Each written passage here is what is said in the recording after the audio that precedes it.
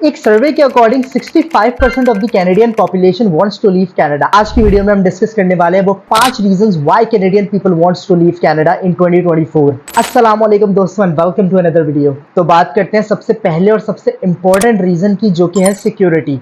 तो कनाडा में अगर सिक्योरिटी की बात की जाए तो day by day street crime जो है वो इंक्रीज हो रहा है, और कैनेडियन पुलिस ने भी इस बात को नोटिस करना शुरू कर दिया है कि बहुत सारे इमिग्रेंट्स जो है वो अब इलीगल और अनएथिकल एक्टिविटीज के अंदर इन्वॉल्व हैं और कनाडा के एनवायरनमेंट को खराब करने की कोशिश कर रहे हैं। जिस तरह से इमिग्रेंट्स कनाडा के अंदर आते जा रहे हैं, कनाडा की गवर्नमेंट और पुलिस दोनों के लिए जो है मुश्किल होता जा रहा है कि इन इमिग्रेंट्स को किस तरह से इलीगल एक्टिविटीज करने से रोका जाए। पहले सुना जाता था कनाडा एक बहुत ही पीसफुल कंट्री है, बट अब यहाँ पे कार थेफ्ट, स्ट्रीट क्राइम बढ़ता जा रहा है, और ये कहा जा रहा है कि बहुत सारे स्ट्रीट क्राइम्स के अंदर इमिग्रेंट्स मुलव्विस हैं। मैं किसी भी पर्टिकुलर कम्युनिटी को टारगेट नहीं कर रहा हूँ इस वीडियो के अंदर, बट मैं सिर्फ और सिर्फ स्टैटिस्टिक्स और फैक्ट्स आपके सामने रखना चाहता हूँ कि जैसे जैसे कनाडा ने इमिग्रेंट्स को इन्वाइट करना शुरू किया है, उसी हिसाब से कनाडा के अंदर क्राइम बढ़ता जा रहा है और वहाँ का इन्वायरमेंट बुरा होता जा रहा है। दूसरे रीजन की बात की जाए तो रियल एस्टेट की बढ़ती प्राइसेस की वजह से कैनेडियंस के लिए बहुत मुश्किल हो गया है लैंड परचेज करना या कोई हाउस बिल्ड करना,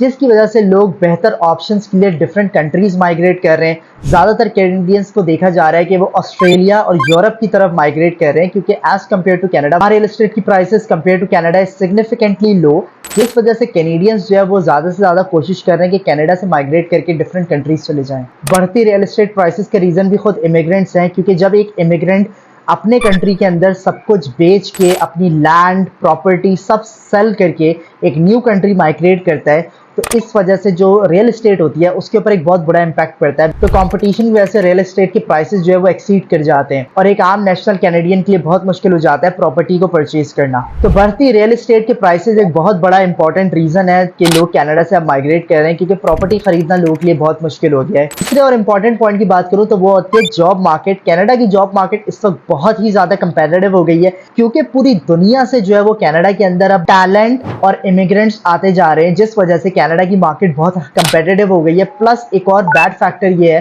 कि कनाडा के बहुत सारे बिजनेसेस जो है वो इलीगल और अनडॉक्यूमेंटेड एम्प्लॉइज हायर कर रहे हैं और कैश में काम कर रहे हैं। कोई भी बिजनेस कैश में काम करता है तो या तो वो अपने टैक्सेस बचा रहा होता है, या फिर वो किसी भी इमिग्रेंट को एक्सप्लॉइट कर रहा होता है और उनसे कम वेजेस के अंदर काम करवा रहा होता है। तो बहुत सारे इमिग्रेंट्स जो है वो कनाडा के अंदर एक्सप्लॉइटेशन का शिकार हुए हुए कि वो कम वेजेस पे कनाडा के अंदर काम कर रहे हैं। तो इस जॉब मार्केट के कंपटीशन की वजह से कनाडा के नेशनल्स बहुत ज़्यादा इम्पैक्ट हो रहे हैं, क्योंकि वहाँ के बिजनेसेस जो है वो अब इमिग्रेंट्स को ज़्यादा प्रेफर कर रहे हैं as compare to Canadian nationals, because Canadian nationals का जो आवरली रेट होता है दैट इज कंपेरेटिवली हायर। चौथे रीजन की अगर बात की जाए तो वो आता है इन्वायरमेंट पॉल्यूशन। कनाडा के अंदर देखते ही देखते ये नोटिस किया जा रहा है कि इन्वायरमेंट पॉल्यूशन बहुत ज़्यादा बढ़ गया है। ये एक वीडियो दिखाता हूँ आपको, जिसके अंदर आप देख सकते हैं एक पर्टिकुलर कम्युनिटी के मेंबर्स जो है अपने ग्रीन कार्ड की खुशी के अंदर सेलिब्रेशन कर रहे हैं। वीडियो के अंदर आप देख सकते हैं कि पब्लिक एरिया के अंदर किस तरह से नॉइस पॉल्यूशन क्रिएट की जा रही है। बहुत सारे कैनेडियन नेशनल्स को इस बात से बहुत इशू है कि उनके पीसफुल एनवायरनमेंट को पोल्यूट किया जा रहा है। लास्ट पॉइंट जो मैं आपके सामने रखना चाहता हूं वो ये कि कनाडा के एजुकेशन सिस्टम के अंदर अब ये नोटिस किया जा रहा है कि बहुत सारे इंटरनेशनल स्टूडेंट्स जो है वो उनका बिहेवियर चीटिंग ओरिएंटेड है। ये कि वो एग्जामिनेशंस के अंदर बहुत ज्यादा जो है वो चीट करने लगे हैं और चीट करके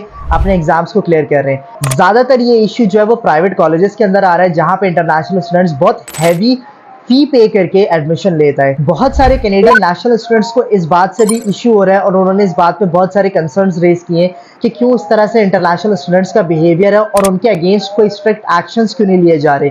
तो लास्ट क्वेश्चन मैं आप सबसे पूछना चाहता हूं कि is this what Canada wants, कि वो ज्यादा से ज्यादा इमिग्रेंट्स को एक्सप्लॉइट करना चाहता है और इमिग्रेंट्स को अपने सिस्टम का पार्ट बनाना चाहता है ताकि वो ज्यादा से ज्यादा लेबर एक्सप्लॉइटेशन कर सके। कनाडा की अगर पॉलिसी रीड की जाए तो Canada is welcoming more than 5 million new immigrants to Canada in the next 10 years. तो ये बात बहुत ही ज्यादा कॉन्ट्रडिक्टिंग है।